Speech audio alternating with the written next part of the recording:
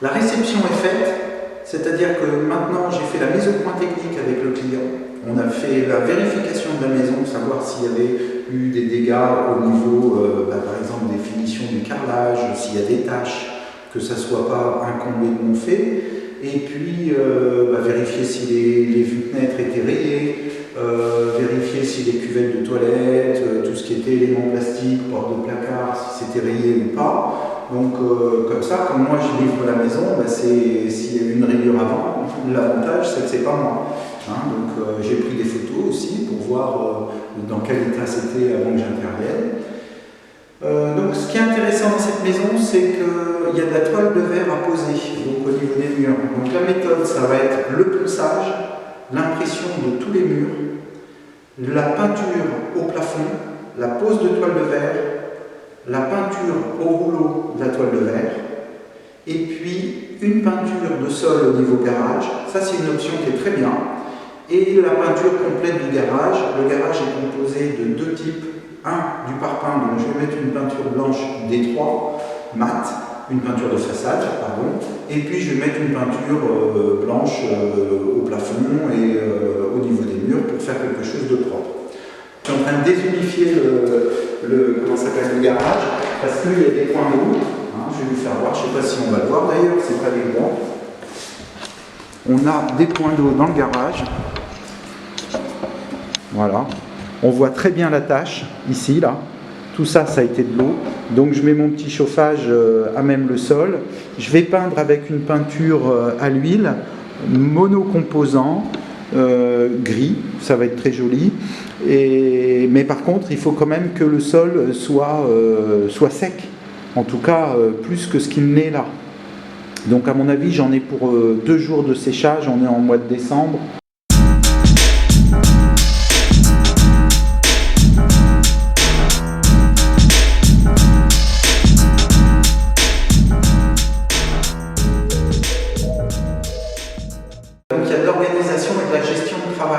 Il va falloir très bien optimiser ce chantier pour pouvoir le livrer en temps et en heure.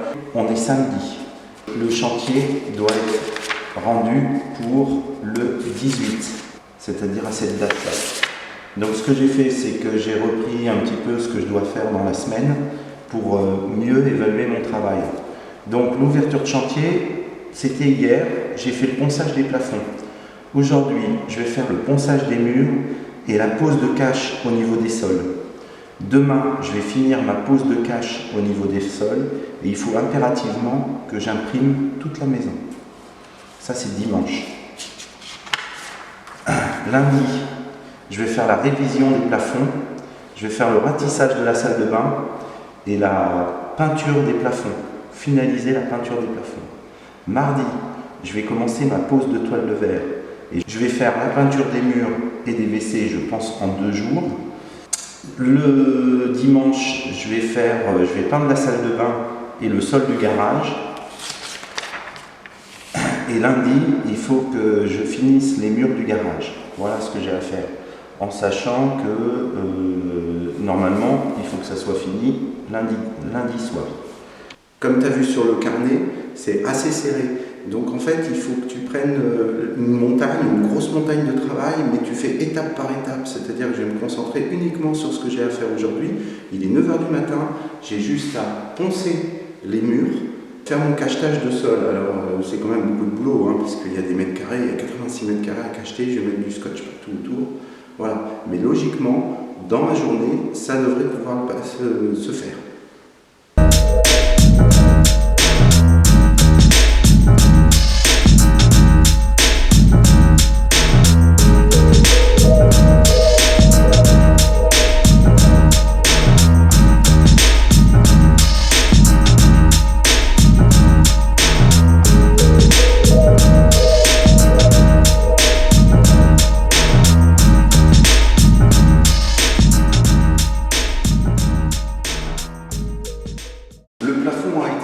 Par contre, ce qu'il faut faire absolument, c'est rattraper là, vous n'allez pas le voir à la caméra, mais il faut reponcer l'intérieur des angles. Je vais tout poncer à la main.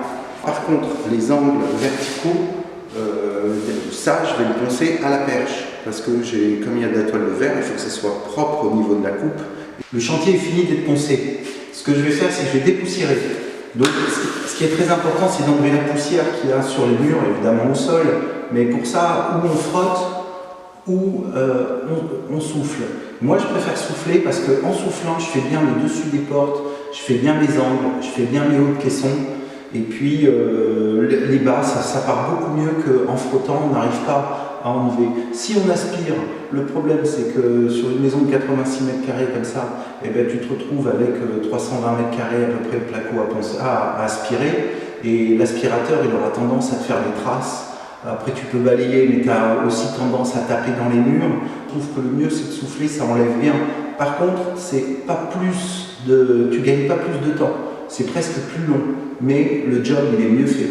Tu vois, alors j'utilise un souffleur, l'extracteur d'air qui est placé 3200 mètres cubes heure, ce qui est très important en termes de soufflerie. Ça te fait un vent à peu près de 35 km/h, et sur une pièce fermée, tu peux avoir un vent jusqu'à 50 mètres. Donc c'est quelque chose de super puissant, ça va me dégager toute la poussière. Allez, dans 1 heure, la maison elle est propre, je peux faire le cachetage.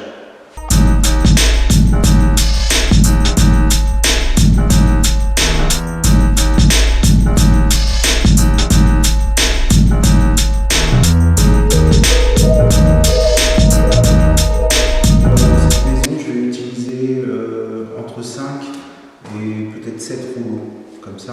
C'est des rouleaux de 55 cm de plastique avec la bande cache dessus.